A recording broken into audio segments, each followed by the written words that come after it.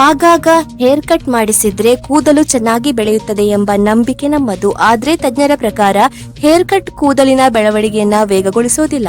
Hair ಕಟ್ಗೂ hair ಗ್ರೋತ್ಗೂ ಸಂಬಂಧವಿಲ್ಲ ಎನ್ನುತ್ತಾರೆ. ಕೂದಲು ಬೆಳೆಯುವ ಪ್ರಕ್ರಿಯೆ ತಲೆಯ ಚರ್ಮದೊಳಗಿನ ಕೂದಲಿನ ಬುಡಗಳಲ್ಲಿ ನಡೆಯುತ್ತದೆ. ಇದನ್ನ ಹೇರ್ ಗ್ರೋತ್ ಸೈಕಲ್ ಎಂದು ಕರೆಯುತ್ತಾರೆ.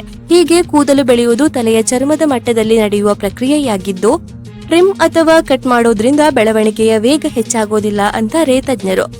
ಹೇರ್ ಕಟ್ ನೇರವಾಗಿ ಗ್ರೋತ್ ಹೆಚ್ಚಿಸದಿದ್ದರೂ ಆರೋಗ್ಯಕರ ಬೆಳವಣಿಗೆಗೆ ಸಹಾಯ ಮಾಡುತ್ತದೆ.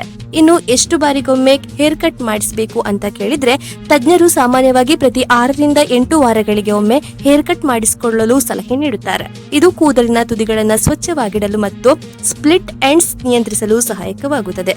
ಅಲ್ಲದೆ ಒತ್ತಡ ಕೂಡ ಕೂದಲಿನ ಆರೋಗ್ಯಕ್ಕೆ ದೊಡ್ಡ ಶತ್ರು. ಹೆಚ್ಚು ಒತ್ತಡ ಇದ್ರೆ ಕೂದಲು ಉದುರುವಿಕೆ ಹೆಚ್ಚಾಗುತ್ತದೆ. ಹಾಗೆಯೇ ಸರಿಯಾದ ನಿದ್ರೆ ಇಲ್ಲದಿದ್ರೂ ಕೂದಲು ದುರ್ಬಲವಾಗುತ್ತದೆ. ಪ್ರತಿದಿನ 7 ರಿಂದ 8 ಗಂಟೆಗಳ ಗುಣಮಟ್ಟದ ನಿದ್ರೆ ಮತ್ತು ಮನಃಶಾಂತಿ ಕಾಪಾಡಿಕೊಳ್ಳುವುದು ಕೂದಲಿನ ಬೆಳವಣಿಗೆಗೆ ಸಹಕಾರಿ.